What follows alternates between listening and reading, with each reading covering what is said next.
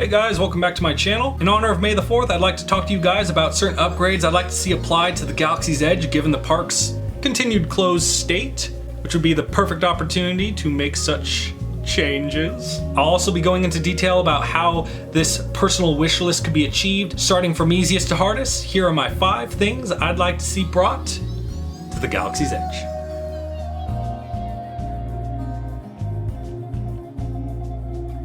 So starting off, I thought I'd cover probably the simplest and easiest to achieve request that I think many of us would agree needs to happen and would be very happy to see made a reality. The Galaxy's Edge has many amazing things to see and buy, and it's a little heartbreaking that the only way you can get your hands on many of these products sold there is by going to one of the Disney parks. Never mind the cost of just the average ticket fee for locals, but for someone like me who lives in Oregon, I can't exactly pop over whenever I want to ogle at or buy any of the amazing things that they have for sale there. Bringing the stores online would help many fans and enthusiasts to more easily collect the merchandise of their favorite franchise. And given that they wouldn't be hindered by the additional cost of flying or driving to the park, a hotel, and paying for an entrance ticket, they'd probably even be able to buy more merchandise. True, some of the immersive joy might be lost in doing so, but given the park's closed until further notice state, I'm sure many fans would prefer to get something rather than nothing. So perhaps now is the best time than ever to move on such an idea.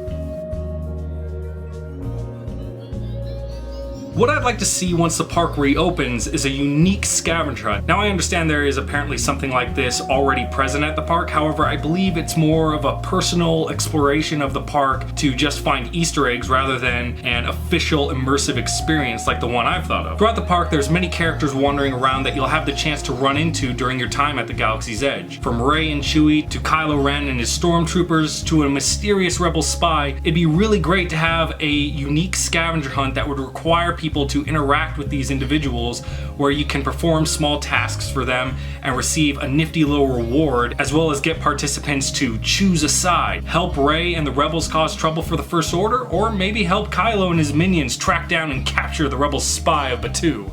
The choice would be yours. Now this would be fairly straightforward and admittedly steals from the Hogwarts experience at Universal Studios, but for those of you who don't know, you can purchase a special wand within Hogsmeade that will allow you to perform certain spells around the attraction. This idea would play to much the same experience where a Jedi or Sith of your choosing could teach you the ways of the Force, as they give you a special Force honing device that would help you focus and control the Force, which would later allow you to perform certain Force abilities within the Galaxy's Edge. Search your feelings, you know this would be fun.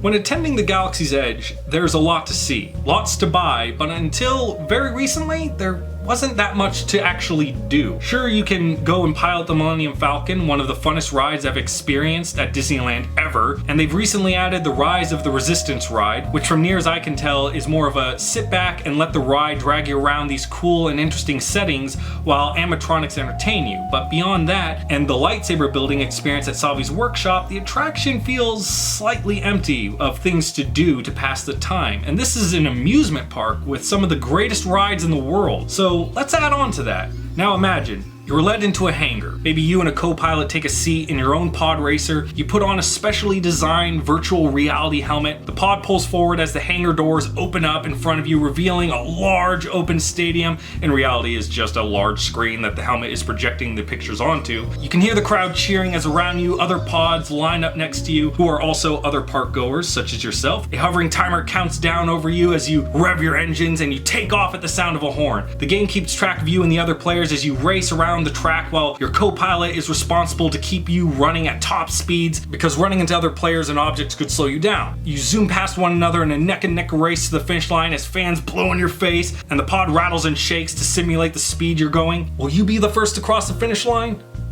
May the Force be with you. Not only would this be an amazing experience, it would give people incentive to keep returning again and again to test their luck and abilities to try and achieve first place in probably one of the coolest things brought into the Star Wars universe since the lightsaber. Now clearly this might sound like the hardest and least likely to even be attempted request of the whole list. However, given that I've seen firsthand that Disney's willing to sell Nerf-style blasters within the park, is it that far of a stretch to allow people the opportunity to create their own unique style blasters similar to what you see in Savi's workshop? Now for the sake of argument, let's just say this couldn't be done the same way as with the lightsabers where you can just walk out of the shop when you're done and carry it with you wherever you go in the park. But let's still humor the idea that this could still be done. But how? Firstly, upon completing the blaster, it could be concealed within a special case and then zip-tied shut, and the blaster is strictly forbidden from being brought out within the park grounds. If this is still not sufficient enough, perhaps after being sealed within said case, you're given a special coded number that you have to hold on to, as the case is then taken to a pickup area outside the park where you simply turn in your number at the end of your time within the park and receive your special blaster. Surely with these precautions it'd be acceptable and reasonable enough to satisfy any concerns about allowing people the chance to build their own blaster within the park grounds. And those are my 5 ideas I'd like to see brought to the Galaxy's Edge. I hope you guys had fun listening. If you enjoyed yourself, please give me a like and subscribe, and maybe consider sharing this video around. Who knows, maybe it'll reach someone at Disney who can possibly make this happen. Anyway, I hope you guys have a great 4th, and may it be with you always. Thank you. See ya.